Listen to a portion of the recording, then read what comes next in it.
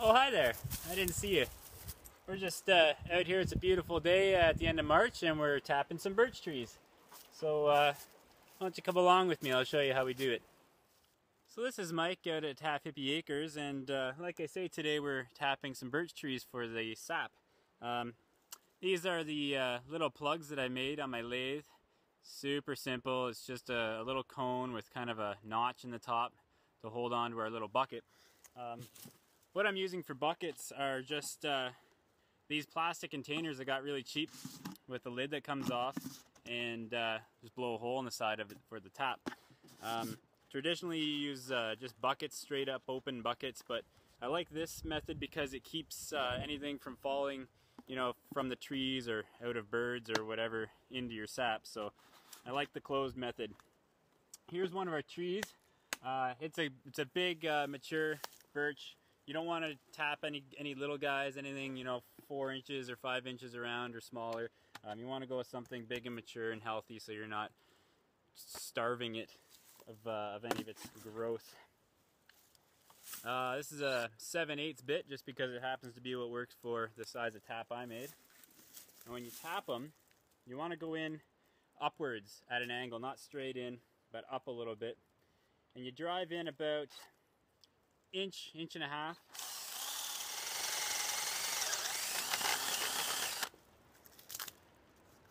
And if you manage to drill your hole correctly, some sap will start building up and dripping out of your hole here.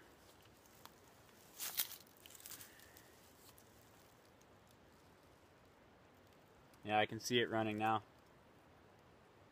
This one's a little slower than the ones we've done earlier today, but it's producing nonetheless. Here it comes. You'll see this drip in a second here. Yeah.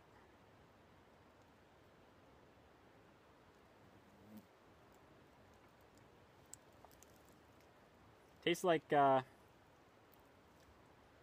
just sweet-ish water. So then I'm gonna take our tap her into the, drop it on the ground, then tap it into the tree. Nice and tight so it's sealed all the way around, so you're not losing any sap, obviously.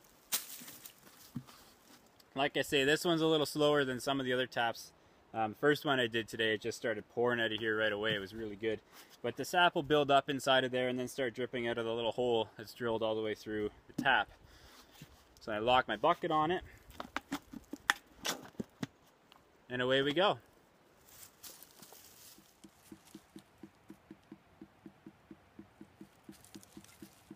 Just to give you an idea, another beauty thing about these bottles is that they're clear, so you can see exactly what your sap's doing. But this was the first tree I tapped today.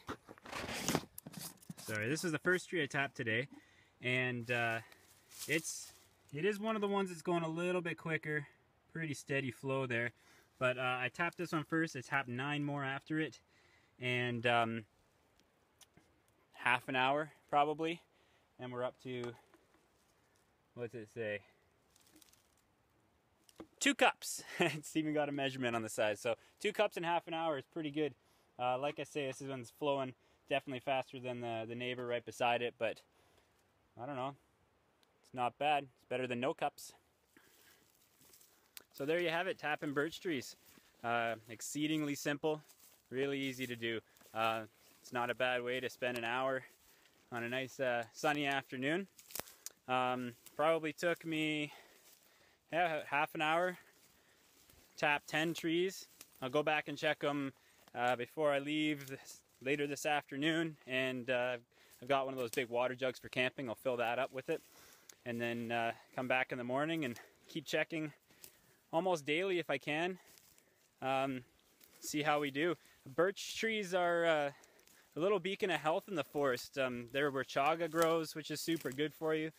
You can extract oil from the bark, which has a lot of health benefits, and just the sap itself. You can turn it into syrup if you want. It's like 100 to 1 sap boiled to syrup, so that's a bit of a process in itself, but it's delicious, and it's a great substitute for, you know, sugar and as a sweetener in coffee or whatever. And yeah, it's very good for you. And just drinking the sap itself, like I say, it just tastes kind of like sweet-ish water.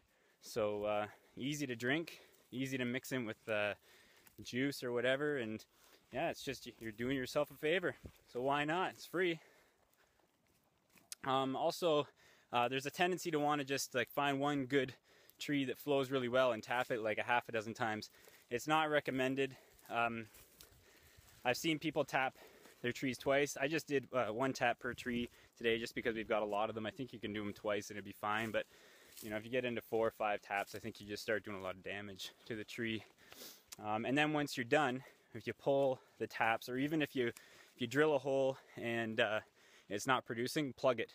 I made a whole bunch of basically taps without holes in them, and you can use those as plugs for when you're done.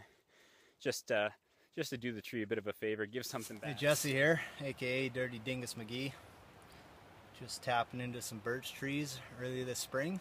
Taking the first sip. Delicious.